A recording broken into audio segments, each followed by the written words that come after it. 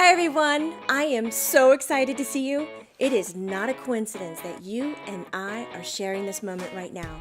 Do you know I've been working as a medium for over 25 years, and my eyes are so wide open right now and focused on this deep inner need of an awakening. Like life is consciously connecting to all that is. So I've decided to create the Lighter Side Network, where each show and each host reminds us how the everyday meets the extraordinary.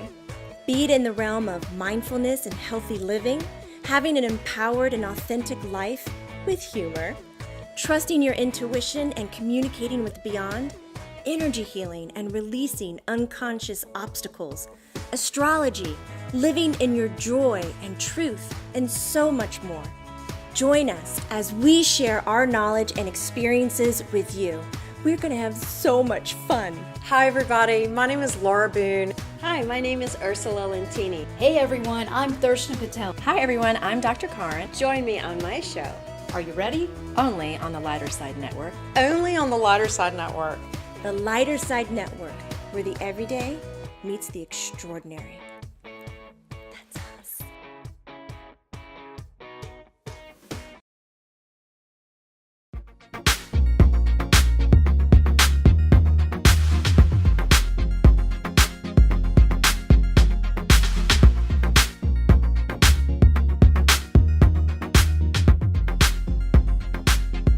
Hello everybody, this is Laura Boone with The Real Ethereal Show, and I'm here with my good friend and my, this is your second time here, Manira Womack. And we're going to do, this is my fourth show on the Enneagram today. I'm very excited about it. So this is another entry into kind of a catalog or a library I'm trying to complete here. The first show that we did, Manira visited us, and we went through all 9 types, and we talked about just what some of those qualities are, and we gave you some great resources. And then I'm releasing, in the process of releasing, all the numbers. I'm doing a show per number. So once you figure out what your type is or what your loved one's type is, you can go back and you can watch a show dedicated to that type. The reason, though, that I asked Manira to come back on today is because her being an expert, I wanted her to get into the disintegration and the integration points with the Enneagram and how to use that. And basically, you guys, it's really fun and interesting and illuminating to find out what your number is. But then, now what? Now what? Exactly. And when I first learned that I was a 4, it was just amazing. I read all these wonderful things, and I also saw these things. I was like, oh yeah, that's how I disintegrate. Like that's when I'm at my worst. It described me. So you find all that out, and it's really great. And then, how do you grow? How do you change? How do you use that information to better yourself? So I really wanted Manira to come in today to really talk to us about that. And in a lot of the literature, they call it integration and disintegration, and we're going to get into that. But first, I want to talk about your company, because it's kind of amazing what she does. Just a little bit, I want you to give the name and your disciplines that your work is. And then I want to talk about how people can find their type really quickly. And then I want to get into how they can use that information to make their life happy. I mean, I think it's about being happier. It's maybe not about being happier. It's about feeling more peaceful. It is more peaceful, more content, and more satisfied with how you're walking your life. Right. So tell us your company name and give everybody the info. And look her up, you guys, online. I will, and thank you so much for having me back. It's great to be able to talk about this wonderful system, because it is truly a system that offers so much. And that's one of the reasons why I am so intent on being able to take it to organizations, whether they're, businesses or nonprofits. It's all about helping people make the most and be the best that they can be in the workplace, because when that happens, when you function more effectively for yourself and function more effectively in your team, then you don't spend as much time worrying about issues that arise, because this is about people being able to manage themselves more effectively. And you know what? The beauty of it is when you do that in the workplace, it spills over into your personal life. So it starts too. here, it starts Yes. on the micro level, and then it goes, and then your company, what's the name of your It's company? on purpose, and it's relationship capital at work, because it's about building productive and effective relationships and having some fun while you're doing it too. Having some fun. Yeah, and I mean, it's about helping people understand what some of their communication considerations are that are based on their Enneagram style, how they give and receive feedback, work with conflict. You know, Ellen Turner, my business partner at my other company, we have the book on our desk, and we know what our employees are, and a lot of them don't know that we know. Like, we know what they are, and we're like, what's going to motivate them? Okay. Yeah, And we know it's different for every employee. So it's just, we use it. It's great. Right. I mean, it's perfect because when you know someone else's Enneagram type, you then can interact with them in ways that are going to be most productive for you, being true to yourself, and also being respectful of how they need How to they're different. Yes, how they're different. And that's one of the wonderful things I love about the Enneagram. There are 9 different personality or character structures, or home bases is kind of what I call it. And they're all equally wonderful. Mm-hmm. And they all have great gifts and great strengths, and they all have their growth edges. They all have their growth edges. Yeah. And guys, like today, we're not going to go through every type, but we did a show that went through every single type. So if you want to review just what all those types are, we're not going to go through that today, but we have a wonderful show that catalogs all of them and gives you all the types. And I also tell them, because I know one of the first questions, if you're not familiar with the Enneagram, is what's my type? So just real quick, how does somebody determine their type? Great, and thanks for asking about that. There's great literature out there that you can read to see what the different types are, which is a good starting point. You can also take a test, which is helpful too. It too is a starting point to help get you pointed in the right direction. But then it's really important to test it out for yourself and to ask yourself some questions. Does this ring true to me? Is this true to me, for me, most of the time? And notice if you are particularly attracted to a type, if you go, oh my God, that's me. Some people know right away. I knew right away. Yeah. I knew right away. Yeah. It was like a bell went off. Yeah. That's me. And I know many people who go, oh, now I understand. Yes. Which is, and then notice also if you have a particular aversion to a type. Because sometimes that's your big indicator. That's your big indicator. That's not me. I'd never be like that. Not me. And here's one of the beauties of the Enneagram. It is like the best mirror back to you of your patterns of thinking and feeling and behaving. And it doesn't have anybody else's bias in it, which is perfect. So sometimes you get those things reflected back to you, go, that's not me. And guess what? When you take the time to do a little digging, then you can start to see, oh yeah, I see how that's been a I'm a effect. 4, Yeah. so 4s can hold the negativity a little bit more easily. That's actually what we're good at. Mm-hmm. So when I looked at the negative parts of 4, I was like, yep, that's me. I was very honest and yep, that's me. So like I said at the beginning, when I first found out what my number was, it took me, I didn't really even understand that there were paths to integration and paths to disintegration. I had not gotten to that depth of understanding the Enneagram yet. When I started using that and reading about that, I think that's really when the Enneagram started to change my life. And that's why I wanted to do this show. Right. Because it's one thing to know what your number is. It's another thing to all of a sudden have a path that you realize and a discipline that you realize that you can apply to get yourself out of these negative or overwhelming, stressful situations to feel better in any of life's moments like that make you feel stressed out. Now, 4s integrate to 1 which is about applying more discipline and principled action. And they disintegrate to 2, which is becoming more codependent and more enmeshed with somebody. Now, that's a very basic way to look at it. And it really helped me to apply those principles. And we're going to get into actually what it means, what I just said. But the other day when I was talking to Manira about this, she said, well, Laura, you can go to both points. And I didn't realize this. A lot of the literature previously said you could go to both points. So that's why I really wanted you here, because I know about it in a rudimentary way. But you're telling me now people can go to both numbers. And anyway, clear up this confusion. Help us understand now, once we know our number, what do we apply? Where do we go to learn how to integrate and how to become less stressed and living our lives better because of that?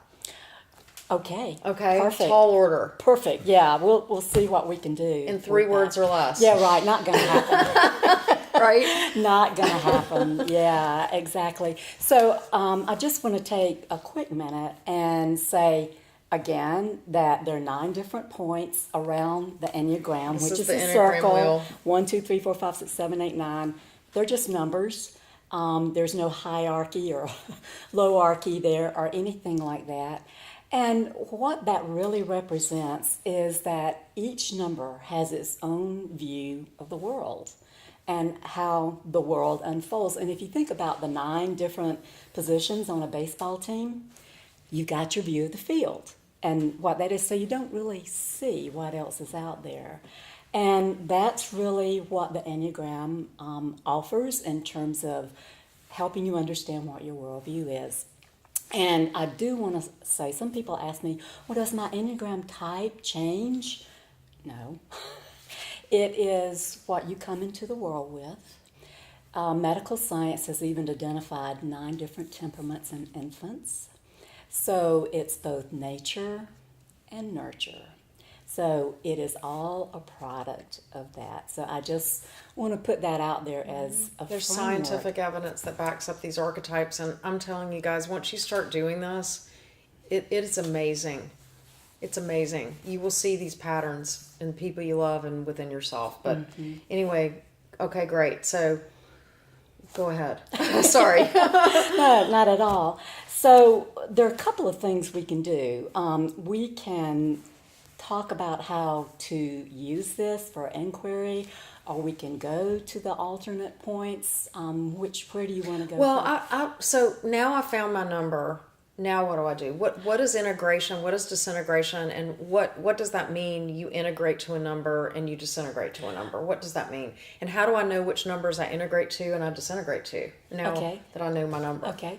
Well, the place to start is with examining your own number first. Okay, so you want to get clear about the patterns that you have and that you are showing up with. So what you want to do, and I'm going to flip this, is use some self-reflection and some self-inquiry. And this means that you have to take a pause and you have to take a breath and give yourself a moment to quiet down. And ask yourself, what do I notice about my thoughts and my feelings and my behavior? What are my patterns? Where did they come from? What was I rewarded for as a child? What was I critiqued for? What was I punished for? As someone who leads with 3, I was rewarded for achieving and getting things done. And 3s like to be the leader. And, when I was like maybe 8 or 9 years old at church, I was the leader of my class. And I sat at a big table on one side and everybody else sat around the table. And I said, okay, Sally, you pray now. Okay. I was punished for that, and justifiably so, because that was not truly effective leadership. So you can think about how these patterns show up, because they go back to your earliest years of your life. So I think what you're saying is, and in a lot of these books, it talks about the higher qualities of a number and then the lower qualities of a number. And once you figure out what your number is, really, I mean, for me, I started, what is disintegration? And that's when you start exhibiting some of the negative traits or the weaker traits of your number. So I started trying to identify, oh, yeah, I do that, and I do that, and I do that. And then I started to try to notice, oh, I'm doing that. Starting to become more self-aware. I think that's what you're saying. That is because you have to figure out when you're disintegrated and when you're integrated to know when to apply how to fix those two things, or how to increase your integration and slow down your disintegration, right? Perfect, because you can't pay attention to what you're not paying attention to, Right. and that's why you can't fix something you're not aware of. No, that's right. So ask also, how have my Enneagram patterns helped me in life? How have they been a challenge? Because it's both sides that we're talking about now. And do my Enneagram patterns of thinking and feeling and behaving still serve me? That is really important to look at too, because this is the place where you can identify change and the kinds of things that are going to, like as you were saying, create a more peaceful and content and satisfying life for you. So another question to ask is, what are the pluses of being in relationship with me?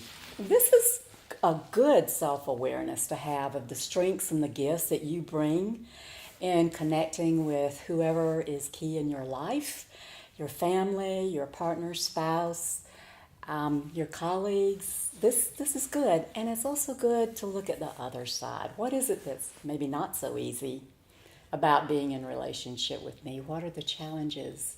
Because you bring more of who you are to all your relationships when you start to understand about your relationship to yourself. I think, Manira, it's easier for most people to understand what their talents and strengths are, because typically since you were little, you've leaned into those talents and strengths. I think that one way to really notice when you're disintegrating is when you hear yourself say, well, that's just how I am. And people just have to figure, this is what you get. This is what you get when you're in relationship with me. That is such an excellent cue. Yes. That's a cue. Yeah. Because you know what? Underneath that, you know what it is? It's an excuse. Mm-hmm. It's an excuse. I can't change the way I am. This is how I am. 8s. Well, I have a temper and I'm going to blow up and I'm going to say things, and then it's just, if you're with me, you got to get over it. Right. Or if you're a 4, if you're with me, you got to get over that I'm going to disassociate and I'm going to go off by myself and I'm going to go radio silent on you. It's just how I am. I mean, especially when I was younger, and I think when humans are younger, right? They make, it's an excuse to not do things that are uncomfortable and take responsibility and be accountable. And we all do it. Every single human being does it in a different way. Absolutely. Based on what your personality type is. Right. We all do it in a different way, and we all are a pain in the you-know-what to people that care about us in our own special way. That's exactly right. So the Enneagram for me was like, Laura, you know what? You can make some changes, and you can not, you need to be accountable for that. And by the way, it's not just arduous for you to apply that kind of discipline to your life, but it actually makes your life easier, and it makes the people around you happier. It seems hard at first, but then when you start to follow these paths, it makes your life better and easier. But I'm kind of skipping to the punchline a little bit. But that you can never say that punchline right too often. It's true. That reminds me of a great quote by Viktor Frankl, the psychotherapist and philosopher, who said, between stimulus and response, there is a choice. And in that space, we can choose our response. Love it. And in our response lies our freedom and our growth. Oh my gosh, can you say that one more time?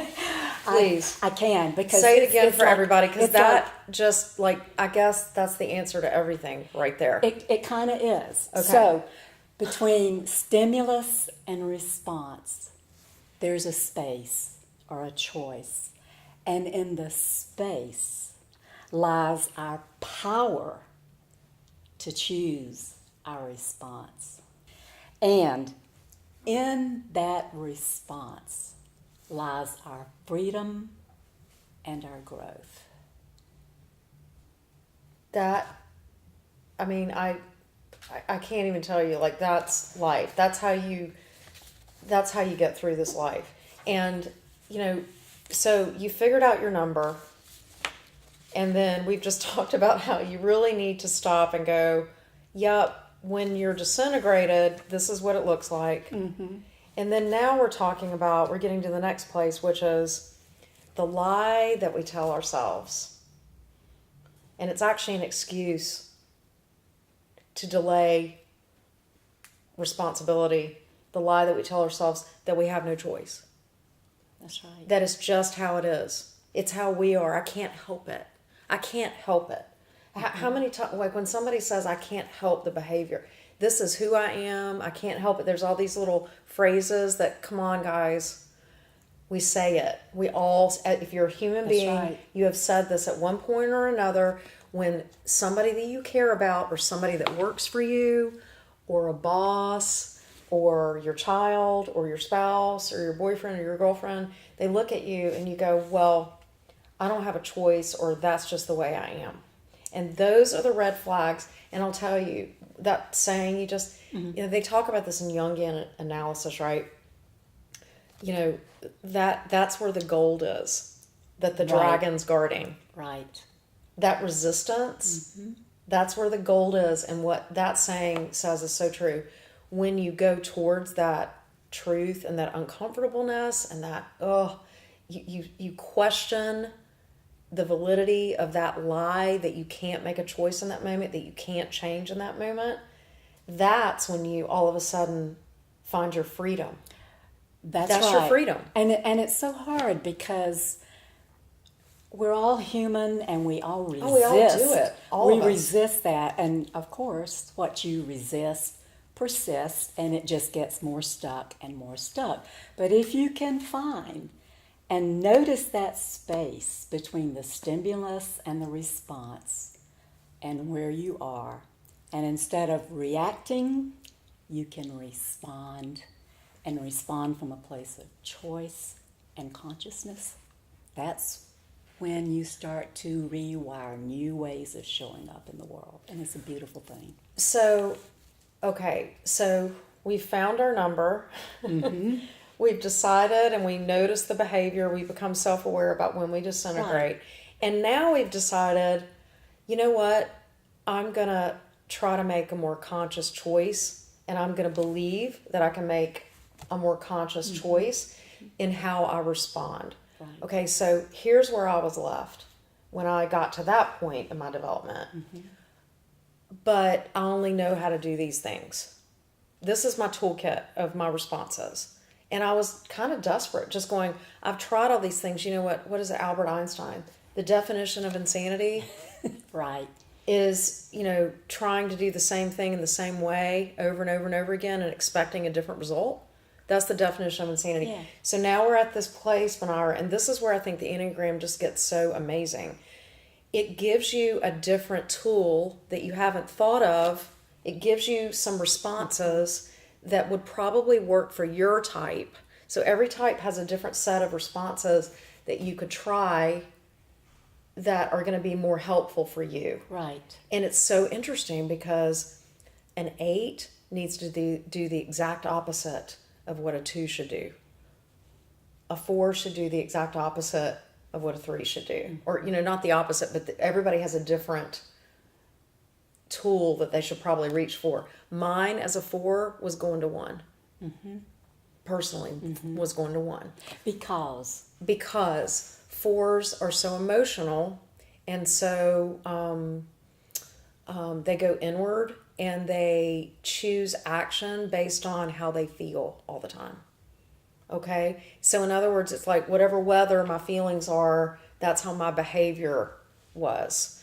And 1s take principled action, and they are being a high 1 means that you're going to do things for the principle of the thing. That's You're right. going to do things not but because of how you feel, but because of your goal and what you think the right thing to do is. Do the right thing. It's about aligning with your values. A lot. Yes. Better said. So I had to have discipline, and oh my gosh, here's another thing that you should know. Like when you're probably doing the right thing, it's when you're really resisting it. When you are a number and you're like, oh, but I don't want to have a schedule, and I don't want to, if I don't feel like it, go do that, or go have this conversation with somebody, or go, I had to do all those things. I had to be more rigid, which I hate. I had to be more rigid. I had to have discipline. I had to have a schedule. I had to get up and go do X, Y, Z every single day, be more consistent. And I just decided I would try it no matter what. Yes. You know what happened? Freedom. You know what happened? I'm an artistic person. I'm a creative person. I'm an entrepreneur.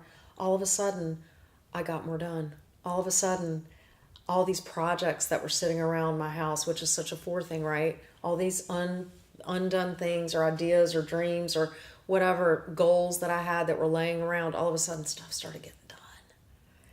Now I'm really living this great 4 life, but I have a foundation of discipline that helps me stay organized so I can have more freedom to choose more things to make and to really go do what I want to do. I travel more.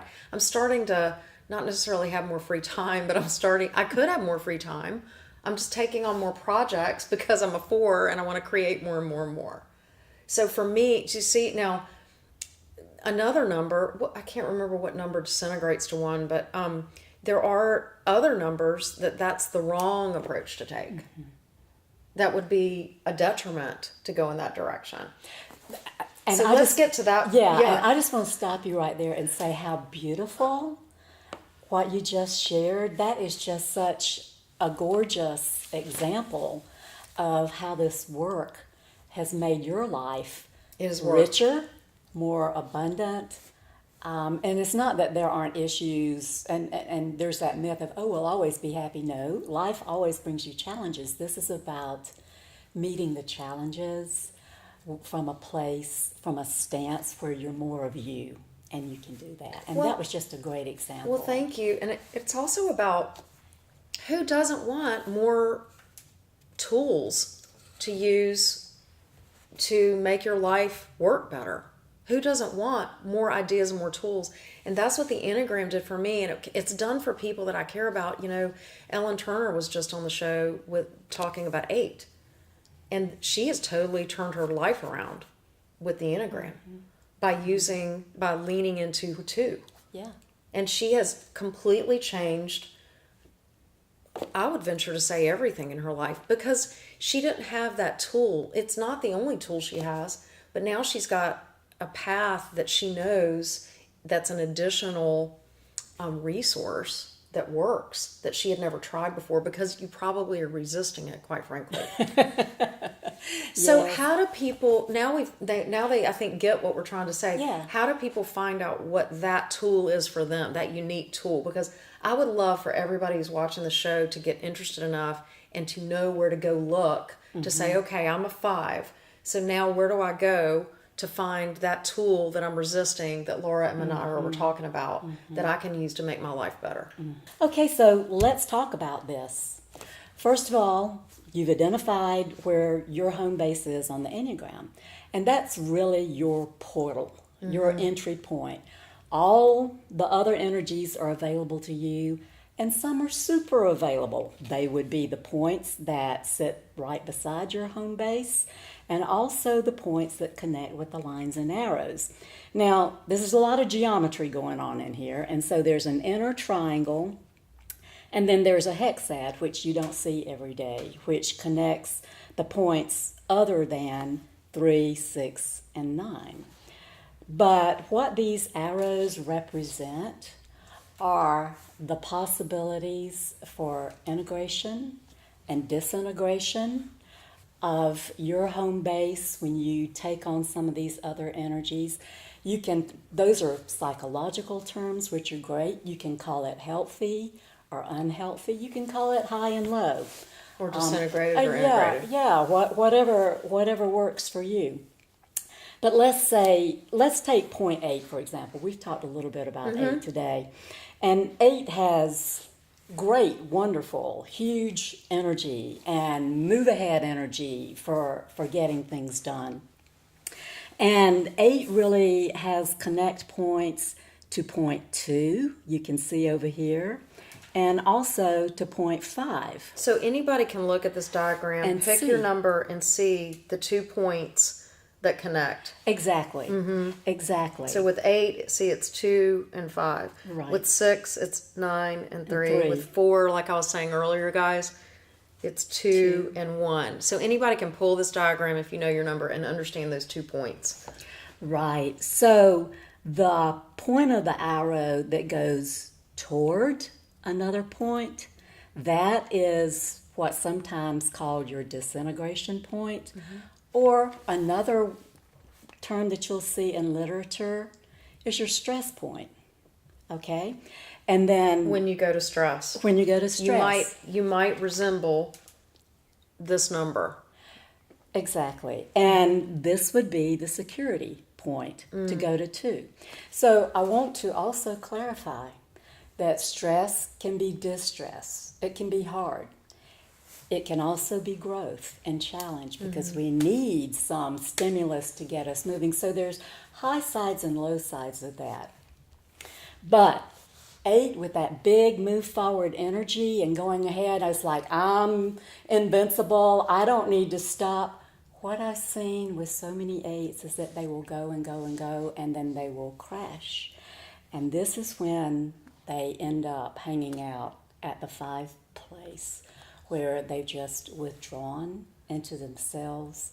And this can be a really challenging place for 8 who's used to that, move forward all the time, to be able to stop and pause and give themselves the opportunity, because the growth point or the growth energy for 8 at this would be able to say, wait a minute, I'm moving full steam ahead. Wait, how do I feel about this? Do I need to have my own back? Do I need to stop and take stock and be with myself and gather myself in, which is what a 5 does. And So it's not all just disintegrating to the No, worst parts of 5. it's not. It can also be a respite. it totally is. One of my dear 8 friends talks about her way of doing this is like giving herself some quiet time, especially on a beach. She said, you may not know this about me, but I love to withdraw into my place of solitude, and I love being at the beach. I said, I think I might have guessed that about you. Because that's her home base. She gives that to herself when she can stop and put a pause on that move forward energy to say, this is enough. I need to give myself a break, as opposed to working myself into, an exhaustion. And what I will say is that in order for that to be a change, to be the good kind of stress, to give yourself that break, that has to be conscious. That's conscious. That's not automatic. The automatic would be to just run yourself into the ground. Well, and so everybody, in order to use this, it would be, we've already done your first homework, what your number is, and we talked about the first 3 steps. You know your number, then you know where you disintegrate and integrate within that number, and then now you've said, okay, I know I can make a choice. So now you go to the Enneagram diagram, find your number, and look at the 2 arrows and where they're headed.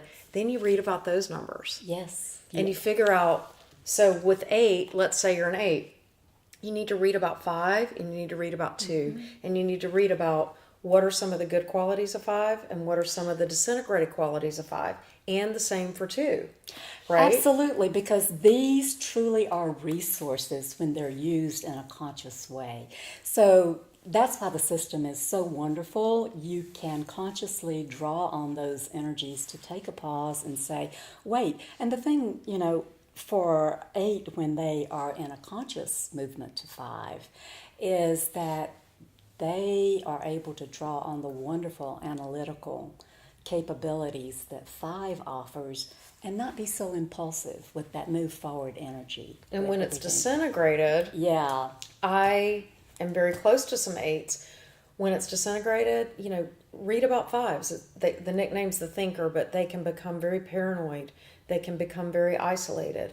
They can become they look at all the minutia of something. I mean, I know I go straight to like the most extreme negative example, but the Unabomber was a 5. You're in the positive example, your local lovely, helpful librarian is a 5, right? Mm-hmm. So those are the two extremes. But an 8 is neither one of those things, right? Fully. That's right. So those are things that they can either disintegrate to into the paranoia, or they can say, like you're saying, your friend who's very integrated. Yes. Consciously, like here we were talking about the choices, you guys. Yes. And having a different toolkit. Most 8s are not going to be conscious necessarily of the choices that 5s have and the choices that 2s have, right? So that's what we're talking about, adding to your toolkit. That's exactly right. Okay, so let's talk about 8's connection to 2. Now, this is the integrating point or the security point. And in some literature, you'll see it called the child heart point. So just be aware that, there are a number of different names out there, but it's about integration. It's about healthy, high side, low side. All of those come into play. Both are available here. And so, at 2, one of the things that happens there for someone who leads with 8, the energy is that 8 is able to be more open and aware and sensitive to the feelings of others instead of being like, I had one 8 leader I was coaching said, we just need to move forward and I don't care whose toes we step on, Exactly. Yes, but when the 2 comes into play, that is where that kind of sensitivity to how the impact of what is being done has an effect, and really has an effect of allowing the 8 to be able to receive the support of others too, because they don't have to have their back all the time and everybody else's back. They can allow others. So 2 is called the helper. Right. So the 2 focus is always on the other. So when a 2 disintegrates, they're codependent and they don't think about it themselves enough. But in their best qualities, they are the ones who do put others first, or who can easily incorporate others into the equation. There's always room. That's, every number teaches all of us some of the best things about humanity. We can all use a little bit of the best out of every number. And 2s teach us in the most elegant way, when they're the most integrated, how to think of others. So that's the piece that 8's very independent. 8's on their own. Right. It's all on me. And 8's can teach us how to be independent. 8's can teach us how to be strong and rely on ourselves. So what's interesting is that as a 4, I can disintegrate to 2. And that is so true in my own life. So what does that mean? That means the lower side of 2, I can disintegrate to, and I have. So it's an automatic response. It's an automatic response now that I'm more conscious of. So isn't it? That's what we're trying to say here, guys, is that it's rarely a detriment for an 8 to lean into 2. Although it can be. Yeah, although it can be, because again, there's security, and then there can be false security, which is not authentic. And one of the things that a leader told me who leads with 8, he said, when I, direct people and say go do this, and then it doesn't happen, then I start finding myself wanting to go, well, could you do this? And he said, I become less direct, and I actually kind of start begging a little bit. And what he was talking about is engaging in the 2 mental habit of flattery. Oh, you can do this, instead of being a more healthy, direct approach. So it that can happen too. It can be the Yeah. low side of 2 that shows up. But the beauty of this is that, when used consciously, it really brings the great relationship strengths that are symbolic and emblematic of a healthy 2 into the 8. And an 8 is a fantastic leader and get things done kind of person. And it makes a huge difference. It brings more of the 8. Right. Yeah. So the lesson, you guys, is really to, really research, and your homework is to do those 2 points, which all you have to do is look at the diagram to understand what your number's 2 points Right. are, and do more research about the highs and the lows of those 2 points, and then start, this is another layer. There's so many layers. Right, So there this is are. that other layer of homework to figure out what are some ways that you disintegrate or weak points, and then also what are some tools that you're not using in your life that you could really benefit from. And what's really helpful when you're trying to do this kind of work, you guys, is to get other people around you to be your mirror. Okay, because when if we all were conscious and aware of our blind spots, we wouldn't have blind spots. They wouldn't be called blind spots. Right? True. So it's, not only does this help us just on our own find our blind spots, which is one thing I love about the Enneagram, but oh my gosh, to get someone else engaged to say, do I do this? Or do you think I could benefit from this? I mean, when I started talking about this with some people that are close to me, they were like, yes, oh my gosh, you could use doing some more of that. It's good to have friends. That's true friends. It's really good Yes. to have friends. Okay, so Manira, we kind of went through the thought process for an 8. Let's pick another number and go through that thought process, because what I really want is for people to watch the show and be able to leave the show and go dive in and try to figure this out Right. for themselves. So what's another one? Yeah, and I appreciate that, because I think concrete, real life examples always help Yes. a lot. So I'm going to go to a point I know pretty well, which is mine, Enneagram point 3. And Now this one is harder to me. Right? I mean, to me. Okay. Because I have some 3s, and trying to figure out their integration and disintegration is a little trickier to me. 8s are so straight up.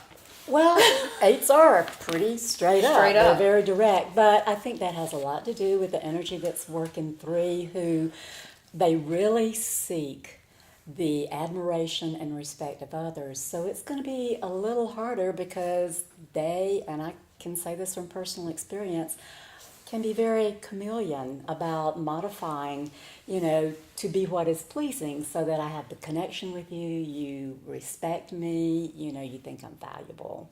So that is really at work with 3, and that makes it kind of hard. And you know what? It makes it hard for the 3 to see themselves too. Really, really hard. So, And it's called the achiever. They all have the nicknames. achiever or the performer. The performer, that's another those are 2 common names for 3. Right. And I was talking earlier about being rewarded as a child for achieving And performing. and all of that. And, thinking about how those patterns affect you. In my family growing up, the value was to have a steel trap mind. Well, I didn't have a steel trap mind, really, but a lot in my family did. So what did I do? I co-opted, as a little kid, my energy to point 6. And 6 has a fabulous capacity to identify, what might happen next. They are constantly scanning the environment, what could go wrong, what could go right, What's the nickname for 6? The 6 can be the loyal skeptic. They're very skeptical, testing, putting it out They're there. up here. Yeah. They're very analytical. Yeah, they Okay. are. But all in service of the group and, Yes. and safeguarding. They're not all about themselves. No, safeguarding and protecting the group and all of that. So I really did a lot to co-opt that energy of being able to show up and analyze Instinctually. things instinctually. But it was different, because I wasn't doing it for the group. Like a 6 would, it came from my need, Which is 3. which is 3, to want to be valued and respected for my capabilities. So you can see it gets a little bit complicated, and I think the sad part for me when I look back now, I overuse that, which we all do. And one of the things that I shortchanged myself on was I didn't draw on my energy of the point beside me, my 4 point for creativity. So that got shut down. And I've only later in life been able to open up to that. So, that's how it can play out in some of those early patterns. So those questions we were talking about earlier, not only do they apply to your home base, which is your portal, but also to your line and arrow points. So the other thing I will say about 3, the growth point or the stress point or the disintegration point from 3 is to 9. So the two numbers, guys, are 3, 6, 6, 9. and 9. Okay, go ahead. Yeah. So when things do not go well for me as a 3, and oh my God, do I actually have to admit failure, because this is what 3 truly avoids. Is there a failure I cannot possibly reframe into success or into some kind of learning experience? It just really takes all the wind out, all the adrenaline out, and you can kind of take on some of the lower side of point 9 where there's just a lot of inertia. And it's inertia about taking care of yourself, about moving forward. For me, it was like manifesting and having an extra glass of wine and watching more TV. I mean, I was just looking to soothe myself. On the other hand, when I am consciously drawing on the 9 energy, what I can do then is co-opt the 9 wonderful ability to take into account the views of other people, because we're always interacting with other people, and to give them, their place in whatever the exchange is. And, instead of like when in a work situation, I'm like a 3, I want to get it done, I'm like objectifying myself. It's like a doer, and I'm like looking at everybody else. Hey, you're a widget, get it done. No. When I consciously adopt that energy of 9, of taking people in and seeing them for who they are and for their gifts and what they bring, then it's so much better. There's so much greater chance of success than if I just move ahead. Well, 3 is, see how this works, you guys. Whatever points come off your number are typically, it's those hidden things that you need. Yeah. Your number needs. So 3 it's everything behind the goal, and I need to win, and I need I. Yeah. I, and 6 and 9 are both other type numbers. They teach us different ways of how to respect and integrate with others in a team and a group. Indeed. So if you have that lovely, and I actually, 3s are also amazing. They exemplify at their best. They exemplify, sacrificing for that goal, sacrificing for excellence. That's what I love about 3. Yeah. 3s want to be excellent. Yes. They want to achieve, they want to make, they're the ones who set those goals, and by God, they get there. They do whatever it takes to get to that goal, and that's what they teach everyone. And so what they need, they've got that, and that's what they teach humanity. Exactly. That excellence is achievable if you commit yourself to it and you dream big enough. That's what a 3 gives us. But you have to have other people to achieve that. And, being able to draw consciously on the gifts of the 9 is a great gift to the 3, and trust me, the people who are with them. Right. So, and in the connection point to 6, which is the security point, and I talked already about how that was kind of my security that I overused with analytics. One of the great gifts of 6 is the ability, you can sort through all of it, but also to have faith. And it's not all on you. It's not all on me, because 6 really is looking out for the group. And this is where, a 3, when consciously working with this, can come to see, this is not all on me. I do not have to push the river. I can have help. And trust me, that is also a beautiful gift. Well, it gives you freedom. It does. It gives you freedom. It's not all on me. The fate of the Western world or my little piece of it. No. Well, we talked about this at the beginning. So a 3's goal is to achieve, become excellent, enjoy recognition, have these goals that are met, be excellent. And you think by kind of dialing that back and leaning into other people that's going to slow you down. And actually what happens is, what the byproduct is of you really slowing down and going, wait a minute, we're doing this for the group, and wait a minute, other people's perspectives are valuable. All of a sudden, 3's achieve more. That's all right. of a sudden, 3's get more recognition. All of a sudden, 3's help groups achieve excellence in mass. So the freedom and people happens. enjoy it better. And people enjoy Yes. it more. Yes. Right? Yes. I love Oprah Winfrey. And Oprah Winfrey is a 3. And I don't think there's another 3 that exemplifies more somebody who stops. How ambitious is she, by the way? And I can't imagine working for her and the standards that woman must have as a 3. Right. You can look at her results and see that. But she's made her work stopping and listening to other people. Yes.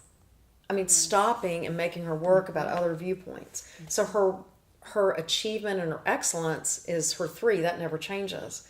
But how she, her work and how she does that really exemplifies her points, 6 and 9. That's right. How she does it is Right, a lot and about 6 and 9. Clearly, Oprah walks in the world as a very conscious person. Right. And she consciously adopts those energies, those resource points for her, and that's what you see. It's an even bigger success. It's a huge, Yes. see all the recognition and all the success that she's garnered. So I want to underscore something. It all belongs. Yeah. The things that you might not like about your type or your Enneagram home base, they all belong. They're a part of you. They are going to teach you as you become conscious about how to work with them and how to transform that, and you will have these other resource points to work with. So it really does start with looking at all of the resources you have available with your security point, your integration point, your stress point, your disintegration point, healthy, unhealthy, high, low. It's all there. It's all there to teach you.